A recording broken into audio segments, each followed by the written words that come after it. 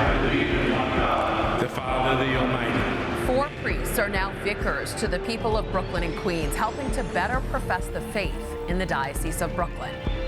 Hi, I'm Christine Persichetti. The 4 new Episcopal vicars will each take on a different part of the diocese. The 4 regions each making up a section of parishes in Brooklyn and Queens. Brooklyn Bishop Robert Brennan chose the shepherds and installed them at a mass at the Co-Cathedral of St. Joseph in Prospect Heights, Brooklyn.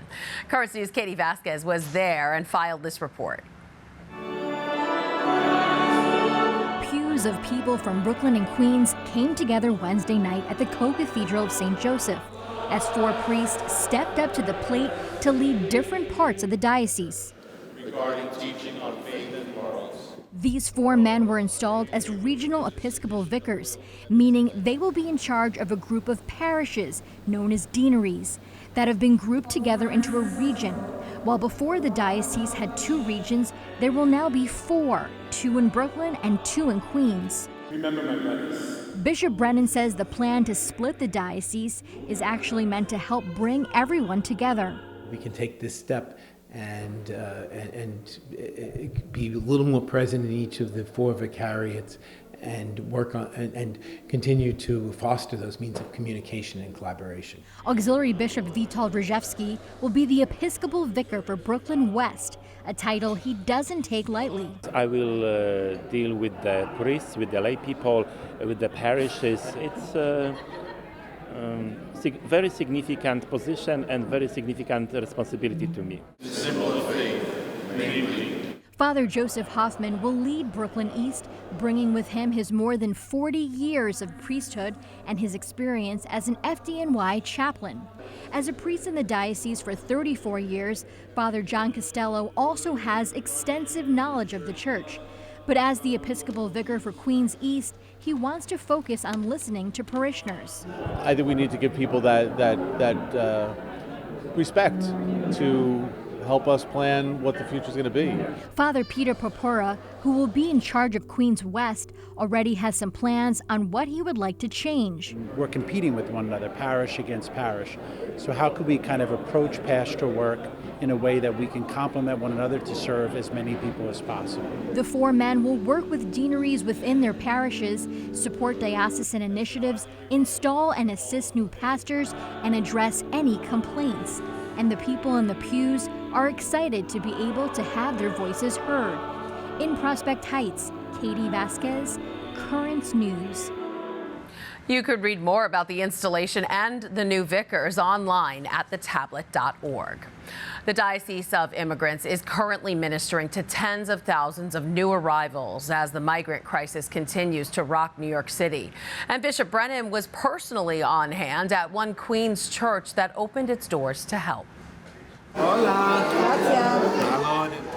The bishop handed out hot meals at St. Pius V Church on Wednesday.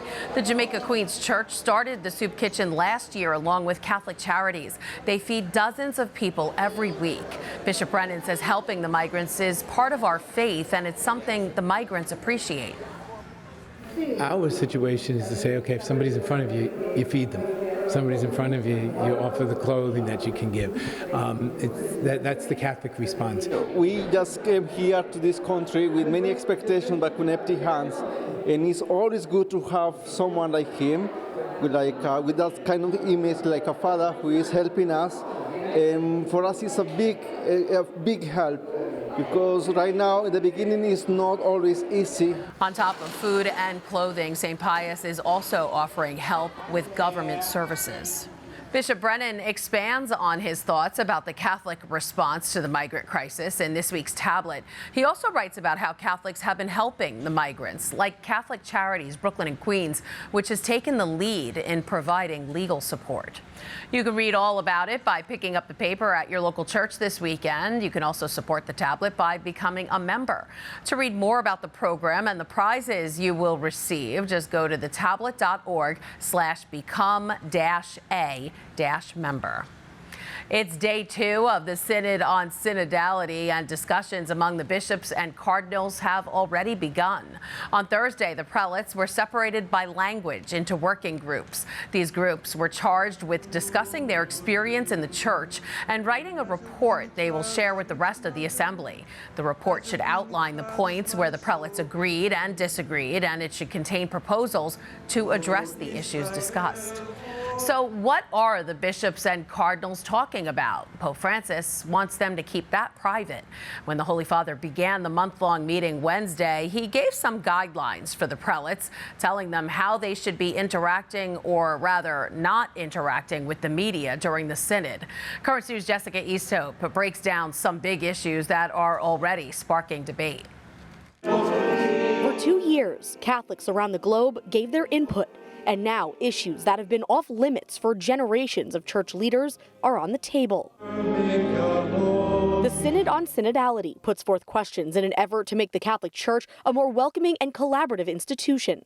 Some of those questions regarding women in decision-making roles, the blessing of same-sex unions, and married priests have caused media speculation. A factor Pope Francis says is unwelcome in the process, citing how it's interfered in past synods.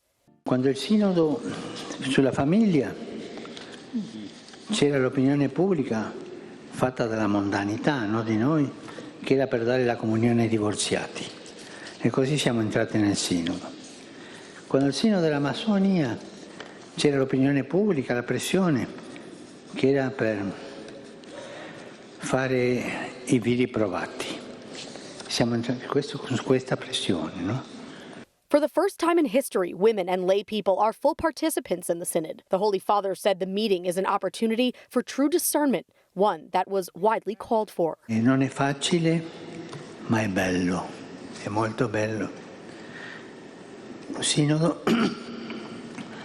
che tutti i vescovi del mondo non hanno voluto.